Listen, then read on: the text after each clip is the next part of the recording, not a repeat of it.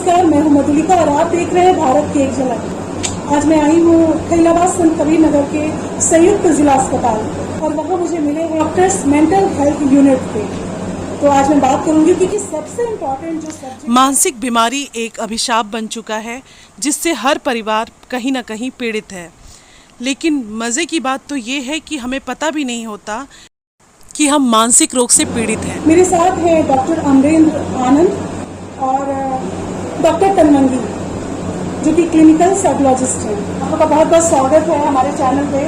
तो मैम आप बताइए, सबसे ज़्यादा पेशेंट जो आते हैं मेंटल हेल्थ को लेके वो किस तरह के होते हैं, उनमें क्या क्या सिम्टम्स होते हैं? ये सबसे ज़्यादा मरीज हमारे यहाँ डिस्ट्रिक्ट हॉस्पिटल में डिप्रेशन और एंजाइटी के आते हैं, जो कि आजकल की जो लाइफ स्टाइल है, जो लाइफ स्टाइल है उसके साथ वो सर्वाइव नहीं कर पा रहे हैं, उसके साथ एडजस्ट नहीं कर पा रहे हैं जी। इस वजह से ज़्यादातर होती है। लाइफ स्टाइल को अपने सही रखना बहुत ज़रूरी है। इस वजह से यहाँ डिप्रेशन और एंजाइटी के पेशेंट आते हैं। वो डेली के रूटीन के जो स्ट्रेस है, अच्छा, उनसे डील नहीं कर पाते हैं। इस वजह से वो डिप्रेशन में चले जाते हैं या एंजाइटी के पेशेंट हो जाते हैं, या फिर वो अपने चैलेंजेस का सामना सही ढंग से नहीं कर पाते जी, या परिवार में किसी तरह के तनाव है जिसको कि वो सही नहीं कर पा रहे हैं। तो सबसे ज्यादा मरीज इसी के आते हैं। वैसे हमारे पास हर तरह के मरीज आते हैं, अच्छा, सिजोफ्रेनिया से लेके साइकोसिस, न्यूरोसिस, सभी तरह के मरीज यहाँ डिस्ट्रिक्ट हॉस्पिटल। यानी मेंटल हेल्थ में भी कई ग्रुप्स हैं। कई ग्रुप्स हैं जी। तो और किस तरह से इसको सही रखा जा सकता है, मतलब कैसे क्योर किया जा सकता है और वो स्टेज ही ना आने पाए, इसलिए हम लोग क्या कर सकते हैं? लाइफ स्टाइल से रिलेटेड जो प्रॉब्लम है जी, फैमिली में दिक्कतों की वजह से या अपने जो चैलेंजेस हैं उनको नहीं कर पाते हैं जी, इनके लिए हम लोग वही सलाह देते हैं। जैसे कि हम लोग सभी लोग जानते हैं कि फिजिकल फिटनेस के लिए क्या जरूरी है, एक्सरसाइज करना जरूरी है, अच्छा फूड लेना जरूरी है, शरीर को अच्छी खुराक देना। इसी तरह से जरूरी है कि मन को एक अच्छी खुराक चाहिए जी, तभी हमारा मन स्वस्थ रहेगा। और मन को अच्छी खुराक कहाँ से मिलेगी? मन के लिए सबसे अच्छी खुराक है पॉजिटिव सोच, सकारात्मक सोच जो है वो अपने मन को दुरुस्त रखने के लिए सबसे अच्छी हेल्दी फूड की तरह उसको लीजिए, फूड की तरह मानिए कि मन स्वस्थ रहे। इसके लिए जरूरी है कि हम सकारात्मक सोच रखें, अपनी दिनचर्या को व्यवस्थित रखें जी, अपने डेली जो तनाव जो हमारे रोज के हैं, हम रोज एक नए तनाव फेस करते हैं जी, उन तनावों के लिए, चुनौतियों का सामना करने के लिए हम अपने बच्चों को तैयार रखें जी। सभी चीजें हम उनकी सारी प्रॉब्लम खुद ही कवर कर लेंगे तो हमारे बच्चे उतने स्ट्रांग नहीं हो पाएंगे कि जो आगे आने वाले उनके जीवन में चैलेंजेस हैं उनका सामना कर पाए। फिर वहीं से दिक्कत स्टार्ट होती है।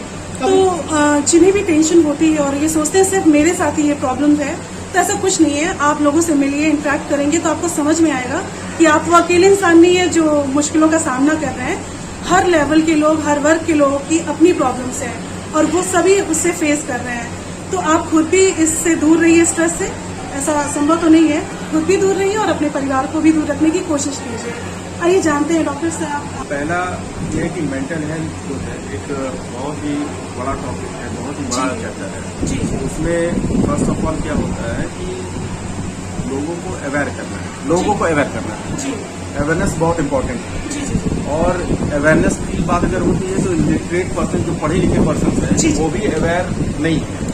और अवेयर ना होने की वजह से पहले वो प्रॉपर ट्रीटमेंट की तरफ ना जाकर के झाड़ फूक की तरफ चले जाते हैं। तो इस तरीके के लिए गवर्नमेंट ऑफ इंडिया ने एक प्रोग्राम भी लॉन्च किया हमारे यहाँ, जो दुआ से दवा तक जी। और वो पॉजिटिव ये नहीं है कि मतलब कि अगर वो झाड़ फूक की तरफ जा रहे हैं तो उनको झाड़ फूक की तरफ जाने से रोका जाए, ये नहीं है। उनको आप पॉजिटिव ये बनाना है कि वो झाड़ फूक कराते समय वो हमारे यहाँ ट्रीटमेंट भी कराएं जी, इसलिए दुआ के साथ दवा भी कराएं जी। ये दोनों चीजें बहुत इंपॉर्टेंट हैं। उनके अंदर एक पॉजिटिव सोच लेकर आना है और पॉजिटिव सोच लेकर के अगर कोई भी मेडिसिन या कोई भी दवा किसी भी वे में आप जाते हैं तो आप कहीं ना कहीं सक्सेसफुल होते हैं। सेकेंडरी अवेयरनेस बहुत इंपॉर्टेंट है क्योंकि लाइफ स्टाइल डिजीज भी इसमें शामिल है जी। लाइफ स्टाइल डिजीज अगर हैं तो डिप्रेशन है, एंजाइटी, ये को रिलेटेड 1 by 1 है और वो सुसाइडल अटेम्प्ट तक जाते हैं कि आदमी का अपने जीवन से भी निराश होकर के वो सुसाइड्स भी करते हैं। तो इन दैट केस पहला ट्रीटमेंट है कि पॉजिटिव सोच लाइए।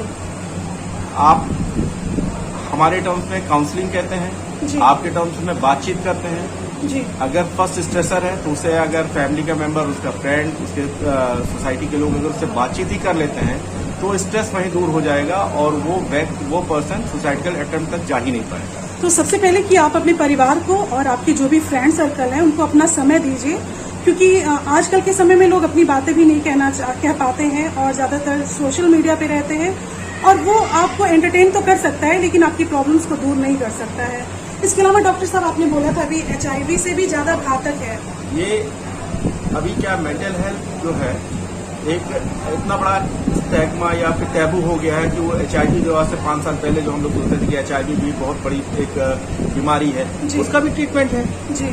लेकिन HIV की वजह से भी लोग मेंटल डिसऑर्डर्स में चले जाते हैं। जी HIV किसी को हो गया, वो सोशल लाइफ से अपने जो है डिस्क्रिमिनेट हो गया, पता चला वो डिप्रेशन में चला गया, एंजाइटी हुई, फिर उसके बाद वो सुसाइडल अटेम्प्ट करता है क्योंकि उसकी डिप्रेशन या फिर जो भी मेंटल डिसऑर्डर्स है उसकी वजह से फिजिकल हेल्थ पर भी बहुत ज्यादा इफेक्ट पड़ता है। जी अगर फिजिकल हेल्थ अगर उसकी सही रहेगी तो भी मेंटल हेल्थ दोनों एक दूसरे से कोरिलेटेड है। तो दोनों को सही करने के लिए दोनों एक दूसरे के पहलू हैं। तो अगर आपको मेंटल हेल्थ को सही करना तो फिजिकल हेल्थ को भी सही करना। तो कहते हैं ना कि आप मेंटली अगर स्ट्रांग होते हैं तो आपकी फिजिकल जो भी प्रॉब्लम है वो जल्दी रिकवर होती है।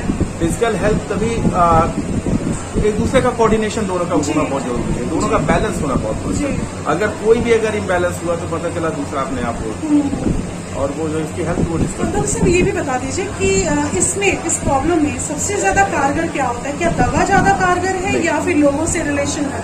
डेफिनेट पहला तो कारगर ये है कि अगर प्राइमरी स्टेज पर अगर इस तरीके से है, जी जैसे जब भी हमने बताया कोई स्ट्रेस है, एंजाइटी है, इंसोम्निया है, प्राइमरी स्टेज पर है, जी तो first of all root cause पता करने के लिए आप उनसे बातचीत करेंगे, बातचीत करके उनका रूट कॉज पता करके वहीं उस प्रॉब्लम को सॉर्ट आउट कर देंगे कि वो आगे ना जा पाए। जी अगर वो टाइम टेकिंग हुआ, बहुत समय तक हुआ, क्योंकि ज्यादातर लोग ये बीमारियों को बताते नहीं, जी ये समझ भी नहीं पाते, समझ ही नहीं पाते कि उनको इससे दिक्कत हुई है।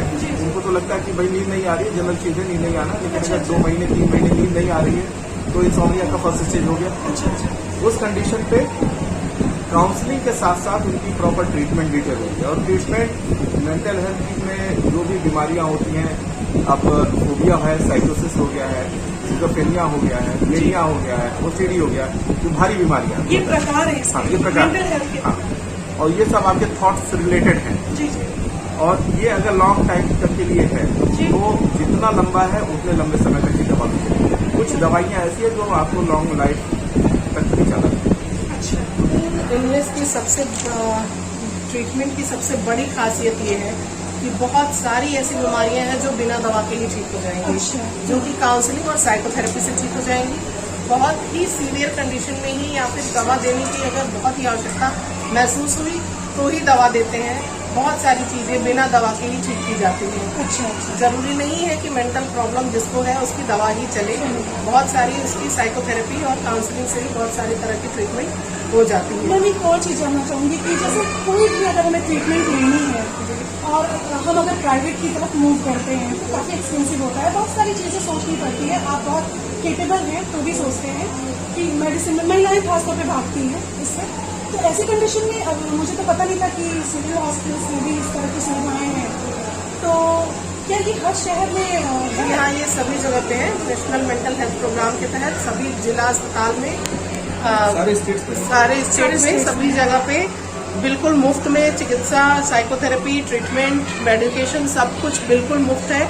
1 रुपए की पर्ची कटती है और पूरा इलाज होता है। आप जितनी बार भी हमारे पास साइकोथेरेपी के लिए आइए, जितनी बार भी काउंसलिंग के लिए आइए, उसका कोई चार्ज नहीं है। और सभी जगह हम लोग विजिट भी करते हैं जहाँ पे अवेलेबल नहीं है साइकोलॉजिस्ट या साइकेट्रिस्ट, हम लोग की पूरी डिस्ट्रिक्ट में विजिट भी होती है। पूरे डिस्ट्रिक्ट यानी सब कबीर नगर के जहाँ भी है हम लोग पूरी जगह विजिट भी करते हैं, अवेयरनेस से रिलेटेड प्रोग्राम भी चलाते हैं। क्योंकि अभी भी मेंटल हेल्थ को लोग टैबू की तरह देखते हैं। जी जी है ना, लोग बोलते हैं कि नहीं दिमाग इसका नहीं खराब है, इसका स्वभाव ही ऐसा है। अच्छा ये भी मैं जानना चाहूंगी कि इसमें स्वभाव मैटर नहीं करता है, ये सभी मानसिक रोग है। अगर किसी का भी बिहेवियर डिसबैलेंस है तो उसका ट्रीटमेंट हो सकता है, पॉसिबल है। जरूरत पड़ी तो ही दवा देंगे, नहीं तो बिना दवा के ही ठीक करेंगे। तो मुझे तो बहुत संतुष्टि हुई कि मैंने बहुत अच्छा वीडियो बनाया। क्या आपको भी लगता है कि ये वीडियो आपके काम की है या आपके जानने वालों के काम आ सकती है? इसके अलावा डॉक्टर साहब मैं ये भी जानना चाहूंगी कि औरतों में क्या मुख्य बीमारियां हैं मेंटल हेल्थ को लेकर? औरतों में स्वभाव कैसा हो जाता है? औरतों में मुख्य बीमारियां देखिए, औरतों में होने वाली मुख्य बीमारियां हैं, एक तो डिप्रेशन है जो कि कॉमन है, मतलब बच्चे से लेके बड़े तक में डिप्रेशन बहुत ज्यादा आजकल देखा जा रहा है। दूसरा है ओसीडी, ऑब्सेशन कंपल्शन डिसऑर्डर, जिसमें कि बहुत ज्यादा साफ सफाई और इस तरह की चीजों का ऑब्सेशन हो जाता है। गुस्से का और साफ सफाई का नहीं, और गुस्से का भी कुछ ऐसा? गुस्से का देखिए इरिटेबिलिटी, चिड़चिड़ापन, इस तरह की चीजें फेस कर रही हैं बहुत सारी महिलाएं। अच्छा। और एक और समस्या है न्यूरोस्थेनिया करके, अच्छा। जिसमें कि व्यक्ति मानसिक रूप से थकान उसको महसूस होती है। तो इस तरह की चीजें महिलाओं में ज्यादा पाई जा रही हैं। जो कभी कभी मैं सुनती हूँ कि आज मैं बहुत थकी हुई हूँ, मुझे काम करने का मन नहीं है। फिजिकली तो उतनी थकी नहीं होती है, Mentally वो थकी। मानसिक रूप से वो थकान महसूस होती है, क्योंकि वो बहुत सारी चैलेंजेस हैं जिनको कि वो टैकल नहीं कर पा रही है। अच्छा। जिस वजह से वो एक कन्वर्ट करके बीमारी का रूप ले रही है। अच्छा, तो मेंटल हेल्थ की वजह साथ से ही साथ एक बहुत ही कॉमन बीमारी है, वो है कन्वर्जन डिसऑर्डर, अच्छा जो कि बहुत कम एज की लड़कियों में देखने को मिला है। अच्छा। यहाँ संत कबीर नगर डिस्ट्रिक्ट में मैं जब से हूँ, तो मैंने यहाँ पे देखा है कि इसका मतलब बताइए मैम। कन्वर्जन डिसऑर्डर ये है कि उसमें जो है फीमेल्स जो होती हैं वो एक अटेंशन डेफिसिट डिसऑर्डर है। अटेंशन पाने के लिए उन बेहोश हो जाती हैं, अटेंशन पाने के लिए उनके ऊपर भूत आते हैं, उनका दांत लग जाता है। ऐसा भी होता इस है? तरह की बहुत सारी चीजें वो या तो घर में काम नहीं करना चाहती हैं या तो परिवार का अटेंशन पाना चाहती हैं। ये दो ही रीजन हम लोगों ने फाइंड आउट किए हैं। मैं और अमरीन जी बहुत दिनों से इस पे काम कर रहे हैं। अच्छा। और हमने देखा है कि इसमें मैंने भी सुना है दो ही ऐसा। रीजन निकल के आए हैं, या तो वो घर के काम नहीं करना चाहती हैं या तो वो Attention चाहती हैं। अटेंशन चाहती हैं। स्कूल में पढ़ने वाली लड़कियां, इंटर कॉलेज में पढ़ने वाली लड़कियां ज्यादातर इसकी शिकार है।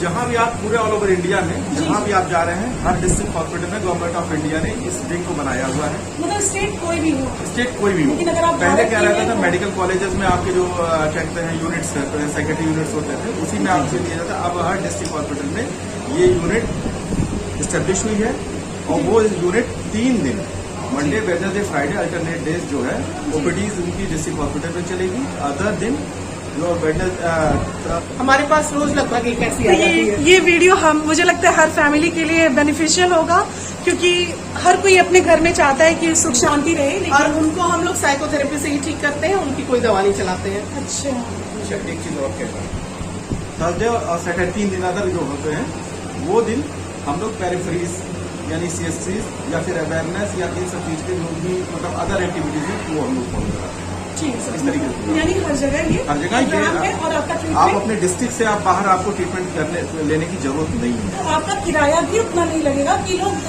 ज्यादातर कभी कभी हम अपनी बीमारियों को इसलिए भी छुपा लेते हैं कि हम केपेबल नहीं होते हैं, या फिर महिलाएं या पुरुष जो है अगर घर के मुखिया हैं तो वो अपनी प्रॉब्लम्स को नजरअंदाज करते हैं। तो आप बिल्कुल भी नजरअंदाज ना करें और अपने पास के हॉस्पिटल में जाके कंसल्ट करें। थैंक यू डॉक्टर साहब। इसमें एक और बात रखनी है हमको जी। कि कोई पर्सन जी बीमार है नहीं। हाँ। फर्स्ट ऑफ ऑल हमारे डिसऑर्डर्स होते हैं, कोई बीमारी नहीं जी। है। और कोई व्यक्ति बीमार अगर है उसका ट्रीटमेंट चल रहा है जी। तो फर्स्ट एंड लास्ट सजेशन ये है कि वो फेडअप ना हो। अच्छा। फेडअप ना हो, क्योंकि लॉन्ग टर्म की दवाइयाँ इसमें अमूमन ज्यादातर हमारे पास पेशेंट जो आते हैं वो विड्रॉल वाले आते हैं अच्छा। कि उन्होंने दवाइयाँ छोड़ दी, 6 महीने दवा किया, साल भर दवा किया, दवा ब्रेक कर दिया। जी। दवा ब्रेक किया तो 1 महीने बाद फिर एपिसोडिक हो गया, दोबारा बीमारियां आई और बीमारियां उससे ज्यादा गंभीर रूप से है। अब ये क्या करते हैं कि उन दवाओं पे लोगों का टच नहीं होता, और टच ना होने की वजह से वो हमेशा डॉक्टर्स चेंज करते रहते हैं 1 बाई 1। अब यहाँ नहीं सही हुआ, फिर वहाँ नहीं सही हुआ, फिर वहाँ नहीं सही हुआ। मैं खाली एक सजेशन ये दे रहा हूँ कि जिस भी डॉक्टर से ट्रीटमेंट वो पेशेंट ले रहा है वो उस पर ट्रस्ट करके लॉन्ग टर्म के लिए ट्रीटमेंट ले।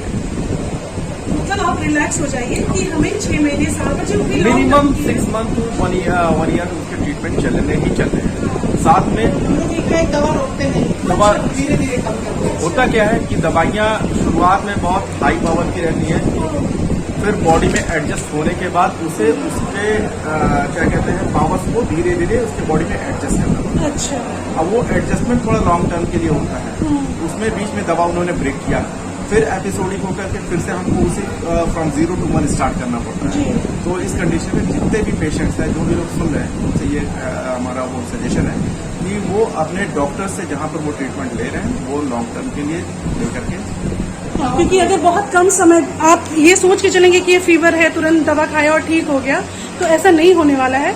जैसे आप अपने घर में आई दुल्हनों को समय देते हैं कि 1-2 साल लगेंगे और वो एडजस्ट होगी, वैसे ही आप इस मेडिसिन को भी दें समय, और डेफिनेटली वो फायदा करेगा। और जिस डॉक्टर से ट्रीटमेंट ले रहे हैं उसके कंसल्ट में रहें, बेहतर तरीके से वही जान पाते हैं आपकी बीमारी को।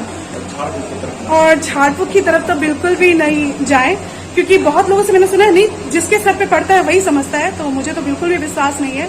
और डॉक्टर से बात करके भी लगा कि नहीं, क्योंकि हम शायद 1-2 लोग से मिलते होंगे, लेकिन ये जो डॉक्टर्स हैं वो एक दिन में कम से कम कितने पेशेंट आते होंगे डॉक्टर साहब? 12 से 14 पेशेंट्स। 12 से 14 पेशेंट सिर्फ एक डिस्ट्रिक्ट में आते हैं, तो आप समझ सकते नहीं, एक डिस्ट्रिक्ट से आते होंगे एक दिन में, एक डिस्ट्रिक्ट से 12-13 पेशेंट सिर्फ मेंटल हेल्थ के आते हैं, तो आप समझ सकते हैं कि कितना इम्पोर्टेंट है। आप उम्मीद है कि आप अपने घरों में भी सपोर्ट करेंगे, लोगों से बातचीत करेंगे। और बहुत अच्छा लगा डॉक्टर साहब, मुझे तो लगा कि आज का दिन बहुत सार्थक था मेरे लिए, मेरा यहाँ आना ही बहुत सार्थक था। तो थैंक यू, आपने मुझे इतना समय दिया, लोगों के लिए इतने सारे इन्फॉर्मेशन दिया, तो बहुत बहुत धन्यवाद। तो आप देख रहे थे भारत की एक झलक, मिलते हैं अगले वीडियो में, तब तक जय हिंद, जय भारत।